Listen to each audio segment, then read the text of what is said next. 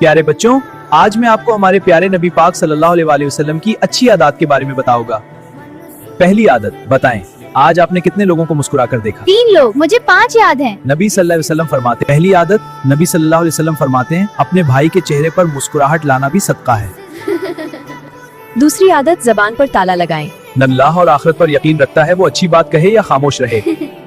दूसरी आदत नबी वसल्लम का फरमान, अल्लाह और आखिरत पर यकीन रखता है, वो अच्छी बात कहे या खामोश रहे।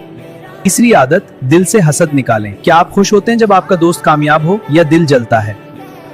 बच्चों, हमें अपने दोस्त की कामयाबी पर खुश होना चाहिए। जी बाबा जानी, हम अपने दोस्त की कामयाबी पर खुश होते हैं।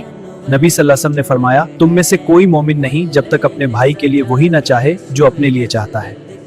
नबिश्ता जोड़ने वाला वो नहीं जो बदला ले, बल्कि वो जो कता रहमी के बावजूद जोड़े। जी बिल्कुल। अच्छा सबक है।